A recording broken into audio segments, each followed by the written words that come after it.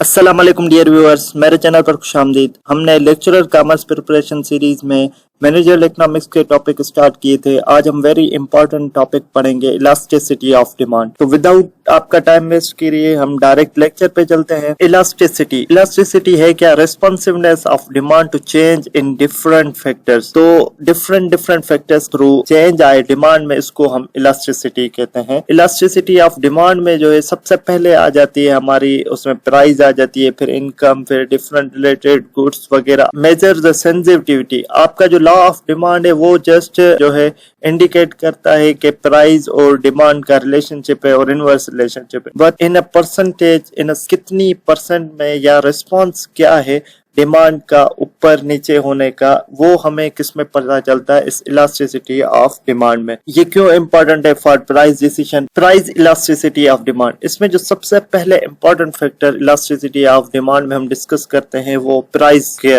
Discuss करते हैं। The price elasticity of demand is a measure of how much the quantity demanded of a goods respond to a change in the price of that goods. मतलब कि किसी भी goods की अगर हम price change करें, उसके चेंज होने से, प्राइस चेंज होने से उसकी डिमांड कैसे रिस्पॉन्ड करती है, इधर वो कम होती है, ज्यादा होती है या ज्यादा कम हो जाती है, तो उसको हम इसके थ्रू डिटरमाइन करते हैं elasticity of demand. Price elasticity of demand का फार्मूला अगर हम डिस्कस करें तो इसका फार्मूला क्या है? Change in quantity divided by change in price. कि कितनी परसेंट आपकी चेंज क्वांटिटी आई है through the change in price में। तो ये जो डेल्टा है ये आपका चेंज को रेफर करता है। समटाइम्स आपको फार्मूले शॉर्टकट में दिए गए होते हैं ताकि आपको क्लियर हो जाए कि change in price elasticity of demand का फार्मूला क्या है? Percentage change in quantity divided by percentage change in price. तो हमें पता चल जाएगा कि इस प्रोडक्ट की सेंसिटिविटी क्या है। अब इलास्टिसिटी के हम बात करें तो इसमें तकरीबन 5 किस्म के इलास्टिसिटीज आ जाती हैं, जिसमें परफेक्टली इलास्टिक है, रिलेटिवली इलास्टिक है, परफेक्टली इलास्टिक है, यूनिटरी इलास्टिक है एंड रिलेटिवली इलास्टिक है। तो इनका मकसद क्या है हम डिस्कस करते हैं। तो सबसे पहले क्या आ जाता है? Elastic demand, large change in quantity, small change in price. तो इसको हम ऐसे कहेंगे कि आपने मिनिमम प्राइस चेंज की तो आपकी जो क्वांटिटी में डिक्रीज आया, मेजर डिक्रीज आया, कि बहुत ज्यादा डिक्रीज हो गई किसी भी गुड की डिमांड, तो उसको हम क्या कहेंगे कि ये इलास्टिक डिमांड है। इसकी डिमांड जो है वो इलास्टिक है। अगर थोड़ा भी हम प्राइस चेंज करेंगे तो इसकी डिमांड में क्या है? बहुत ज्यादा फर्क आ जाएगा। इसकी जो प्राइस इलास्टिसिटी ऑफ डिमांड होगी क्या होगी? ग्रेटर देन 1 होगी। फॉर एग्जांपल लग्जरी गुड्स, अगर आप कोई लग्जरी आइटम परचेज करने जा रहे हैं और उसकी 5% 10% भी प्राइस बढ़ गई तो उससे क्या होगा कि उसकी डिमांड बहुत ज्यादा कम हो जाएगी, क्योंकि वो एक नेसेसरी गुड नहीं है, तो इसलिए उसकी डिमांड क्या हो जाएगी? कम हो जाएगी। Then inelastic demand, inelastic demand क्या है? Small change in quantity, large change in price. इसमें क्या होगा कि आप प्राइस को भले ज्यादा चेंज कर दें पर डिमांड क्या होगी? कम चेंज होगी।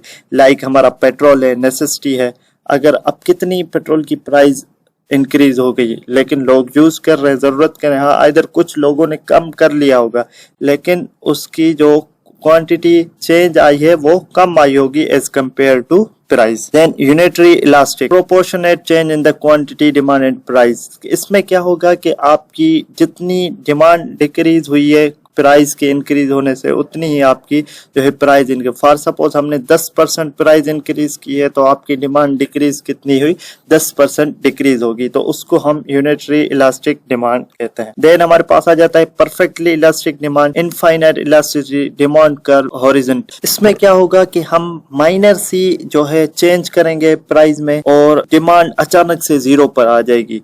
तो इस टाइप ऑफ की सिचुएशन को हम क्या कहते हैं कि परफेक्टली इलास्टिक। या प्राइस हम थोड़ी सी कम कर देंगे, इसकी डिमांड बहुत ज्यादा बढ़ जाएगी, तो इसको जो हम कहते हैं इनफाइनाइट इलास्टिसिटी, और इसकी ये जो कंडीशन है इसको हम कहते हैं परफेक्टली इलास्टिक डिमांड। तो इसका डिमांड कर्व क्या होता है? हॉरिजॉन्टल। देन हमारे पास क्या होता है? Perfectly in elastic demand, zero elasticity, demand curve vertical.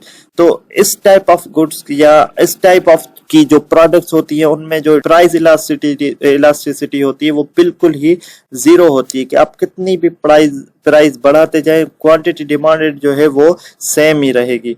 ये आप देखें कि इसका जो डिमांड कर्व है वो क्या आ जाता है, वर्टिकली चला जाता है, इलास्टिसिटी इसकी 0 होती है। तो परफेक्टली इलास्टिक डिमांड का डिमांड कर्व क्या होता है, हॉरिजॉन्टल होता है, और परफेक्टली इनइलास्टिक डिमांड का डिमांड कर्व क्या होता है, वर्टिकल। अब हम बात करें factors affecting the elasticity. Elasticity को कौन से फैक्टर्स अफेक्ट करते हैं, availability of substitutes, income level, nature of goods, time period.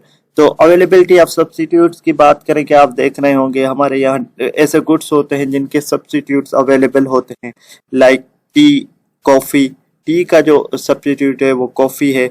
ऐसे ही कोल्ड ड्रिंक्स में like Coca Cola, Pepsi, 7 up, sting, ये सारे क्या एक दूसरे के सब्स्टिट्यूट्स हैं। और उसके अलावा डिफरेंट जैसे आपके बहुत से ऐसी चीजें हैं जिनमें आपके बहुत सारे सब्स्टिट्यूट्स अवेलेबल होते हैं, तो वो अफेक्ट करते हैं डिमांड को। इनकम लेवल, किसी भी कंज्यूमर की जो इनकम लेवल है, नेचर ऑफ गुड्स के गुड्स नेसेसरी है, वो गुड्स क्या है, तो उसके डिफरेंट, और टाइम पीरियड। अब इसमें हम डिमांड जो चेंज होती है उसमें दो हम बात करते हैं, एक कहते हैं मूवमेंट की, दूसरी शिफ्ट की। तो मूवमेंट में फिर दो टर्म होते हैं, एक्सपांशन एंड कंट्रैक्शन। एक्सपांशन क्या होती है कि जब प्राइस डिक्रीज हो और डिमांड इंक्रीज हो, काज इसमें चेंज, मूवमेंट में काज क्या होता है, चेंज इन प्राइस। मूवमेंट का काज क्या होता है कि प्राइस की चेंज की वजह से यहाँ एक्सपांशन होती है, यहाँ कंट्रैक्शन होती है। तो प्राइस इंक्रीज हुई और डिमांड डिक्रीज हुई तो इसको हम कंट्रैक्शन कहेंगे, और प्राइस डिक्रीज हुई, डिमांड इंक्रीज हुई, इसको हम एक्सपांशन कहेंगे। दूसरा हमारे पास आ जाता है shift in demand curve, cause by the factors other than price.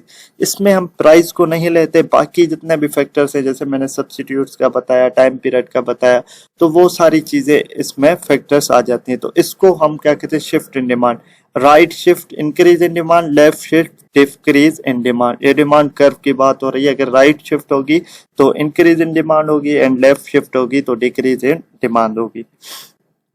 तो अब इस पे हम कुछ एमसीक्यूज डिस्कस कर लेते हैं। सबसे पहले price elasticity of demand measures, क्या मेजर करती है, responsiveness of demand to price change. Option A जो है इसका करेक्ट है, चेंज इन सप्लाई नहीं, टोटल रेवेन्यू नहीं, फिक्स कॉस्ट नहीं। ऑप्शन ए जो है इसका वो करेक्ट है। Then formula for price elasticity of demand, तो percentage change in price divided by percentage change in quantity. Option A. Option B है percentage change in quantity divided by percentage change in price. Option C है price multiply by quantity. Option D है quantity divided by price. अगर आपने पीछे lecture bye concept देखा है और आपने अंडरस्टैंड किया है तो इसका ऑप्शन जो है आप कमेंट सेक्शन में बताएं। देन हमारे पास आ जाता है परफेक्टली इलास्टिक डिमांड कर्व। इस परफेक्टली इलास्टिक डिमांड कर्व जो होता है इसमें ऑप्शन बी हॉरिजॉन्टल होता है। And if perfectly elastic price elasticity of demand equals to 1, the demand is elastic है, इनइलास्टिक है, यूनिटरी इलास्टिक है, परफेक्टली। तो इसका जो ऑप्शन सी है वो करेक्ट है। जब डिमांड इक्वल टू 1 कब होगी, जब क्वांटिटी और प्राइस सेम रेशो में डिक्रीज या इंक्रीज होंगे। नेक्स्ट है हमारे पास if price elasticity of demand is greater than 1, demand curve is, तो इसका हमारे पास क्या होगा, ऑप्शन एक डी करेक्ट होगा, elastic. Perfectly elastic demand curve is vertical, horizontal, upward sloping, downward sloping. तो इसका ऑप्शन बी जो है हॉरिजॉन्टल, ये सही है। वैसे ये रिपीट में क्वेश्चन आ गया है। Movement along the demand curve is caused by, अब देखिए मैंने आपको बताया था कि मूवमेंट हम किसको कहते हैं, जब चेंज इन प्राइस आए। जब चेंज इन प्राइस आएगी तो हम इसको मूवमेंट कहेंगे। तो इसका जो ऑप्शन सी है वो करेक्ट है। Then shift in demand curve, shift कब आती है, जब अदर फैक्टर्स हो और प्राइस को हम कंसीडर ना करें। तो इसका भी जो ऑप्शन सी है वो करेक्ट है। देन हमारे पास क्वेश्चन आ जाता है contraction of demand occurs when price falls, income increase, price raises. अब ये देखिए ये कॉन्सेप्चुअल क्वेश्चन है। कंट्रैक्शन कब होती है, जब प्राइस रेज होती है। इसका भी ऑप्शन सी जो है वो करेक्ट है। Rightward shift of demand curve indicates, rightward shift demand curve indicate increase in demand, decrease in demand, no change, contraction. तो इसका जो ऑप्शन ए है वो करेक्ट। उम्मीद करता हूँ आपको ये वीडियो जरूर पसंद आई होगी। मजीद ऐसी इन्फॉर्मेटिव वीडियोस के लिए मेरे चैनल को लाइक करें, सब्सक्राइब करें ताकि आने वाली जो भी नई वीडियो वो आप तक पहुंच सके। अल्लाह हाफिज।